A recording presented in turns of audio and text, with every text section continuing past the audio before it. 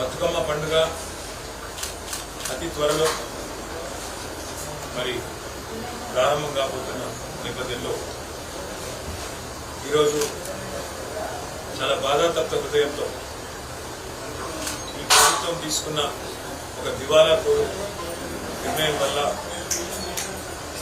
రాష్ట్రంలోని 1 కోటి మందికి పైగా ఆడబిడ్డలు అదేవిధంగా సిరిసిల్ల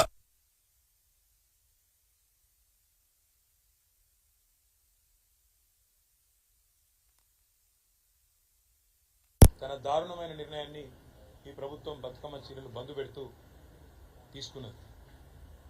దీనివల్ల అసలు ఈ పథకం వెనుక ఉన్న ఉద్దేశం కానీ ఈ పథకం వెనకాల ఉన్న ఆలోచన కానీ ఈ ముఖ్యమంత్రికి కానీ ప్రభుత్వానికి కానీ కనీస అవగాహన కూడా లేదు.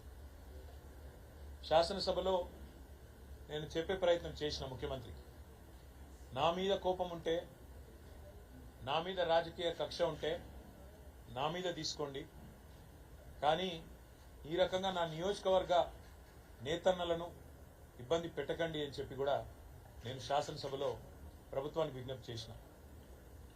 ఈ ప్రభుత్వం ఎంత మూర్ఖపు ప్రభుత్వం అంటే కనీస అవగాహన లేదు, నేర్చుకోవాలి అనే జిజ్ఞాస లేదు, అసలు సిరిసిల్లలోని స్థితిగతులు ఏందో కనీస సోయి లేదు.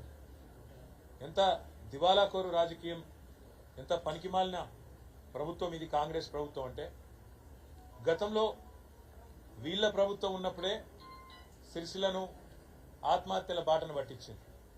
2004 నుంచి 14 వరకు ఈ దివాలాకోరు కాంగ్రెస్ పార్టీ ప్రభుత్వం ఉన్నప్పుడే సిరిసిల్లలో శరపరంపరగా ఆత్మహత్యలు జరిగినాయి.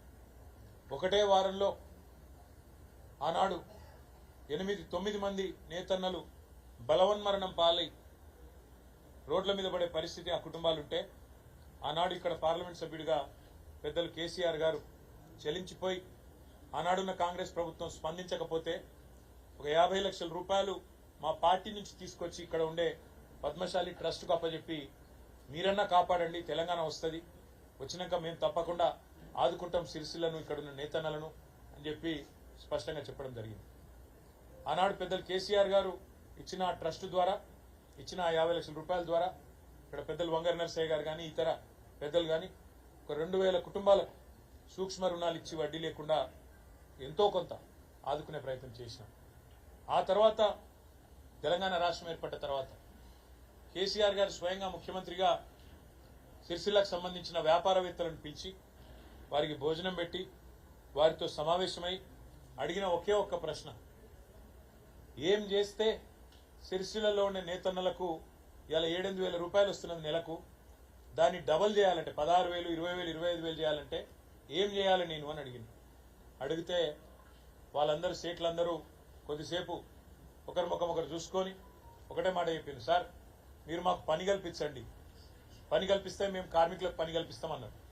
పని కల్పించుడు కాదు, 7-8 సంపాదిస్తున్న నేతన్న 16, 20,000, 25,000 సంపాదించే పరిస్థితి రావాలి, దానికి నేను ఏం చేయాలి అని అడిగి వారి అభిప్రాయాలు తీసుకొని, అదేవిధంగా శాసనసభ్యుడిగా సిరిసిల్ల ఈ ప్రాంత సమస్యలు తెలిసిన బిడ్డగా నన్ను కూడా జౌళి శాఖ మంత్రిగా నియమించి ఆ రోజు ఒక అద్భుతమైన నిర్ణయం తీసుకున్నారు. 1 కోటి మంది ఆడబిడ్డలకు బతుకమ్మ చీరలు సిరిసిల్ల నుంచే తయారు చేసి ఇక్కడ పాలిస్టర్ పరిశ్రమలో ఇక్కడ ఉన్న సాంచాలను పూర్తి స్థాయిలో వినియోగంలో తెచ్చి ఒక సంవత్సరానికి 7-8 నెలలు ఏ డోకా లేకుండా వారికి పూర్తిగా ఉపాధి కల్పించాలనే ఉద్దేశంతో వేలాది మంది కార్మికులకు కడుపు నింపిన మహానుభావుడు కేసీఆర్ గారు.